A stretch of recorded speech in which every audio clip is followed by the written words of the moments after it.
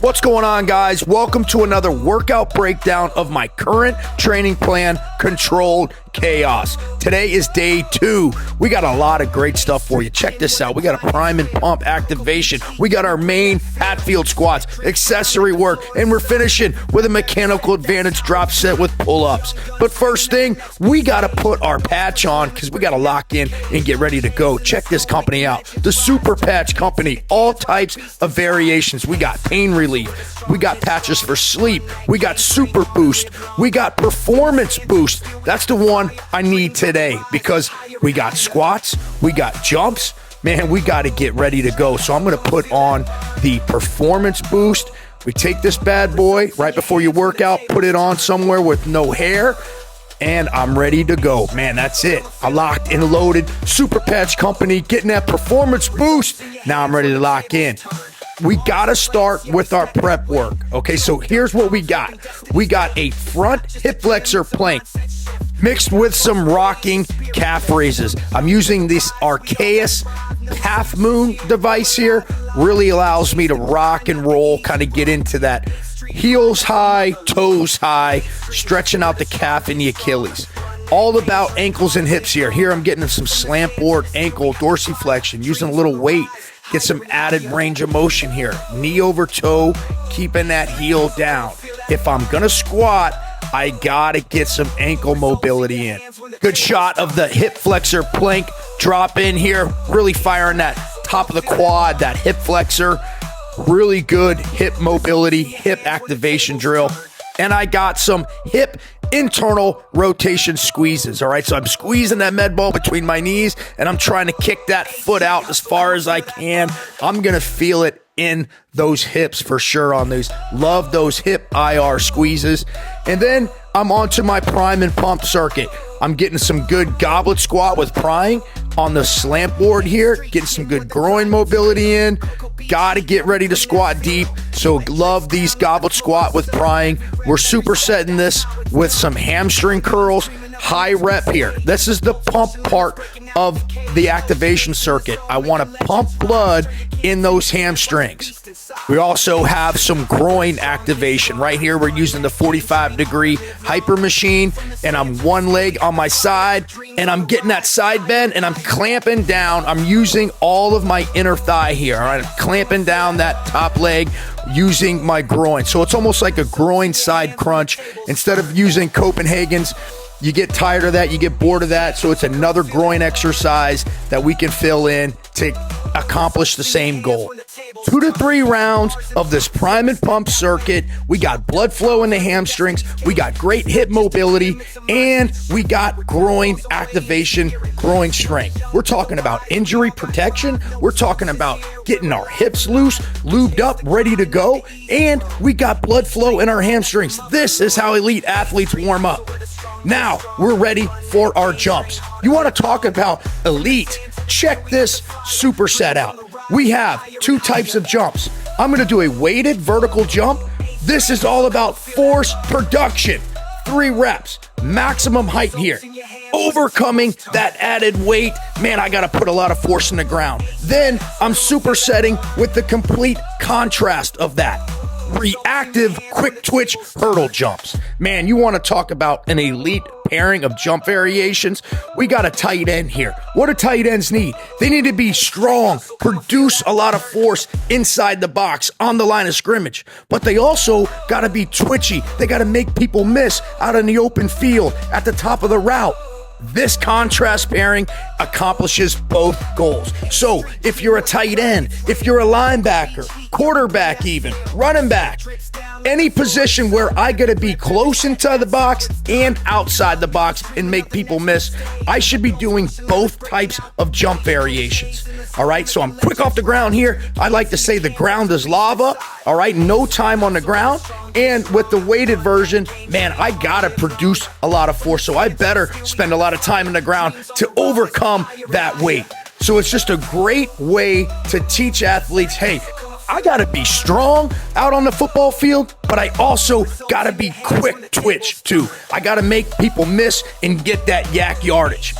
Great pairing of jumps. Now, we should be ready to rock and roll. We got our jump testing. Man, if we ain't fired up after that superset, I don't know what's going to help us out. Here, I'm getting my mind right, getting some pogos in. Let's see what we got today. We got to test, man. How do we know if we're getting better or not? What, are we just going to blindly keep working out and not know where our progress is?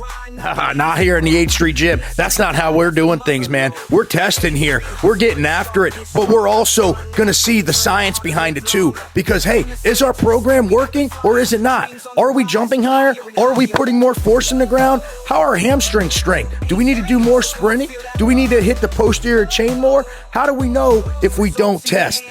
You're just guessing if you ain't tested. All right, now that we got our testing out of the way, we're ready to hit our main lift.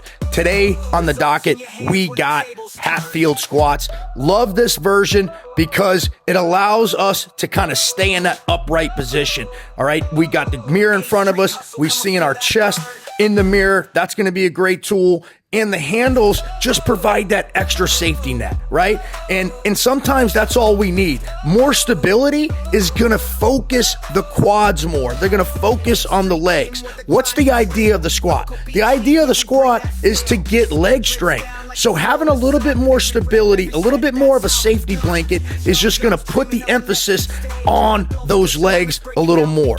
Is a traditional back squat great? You're damn right it is.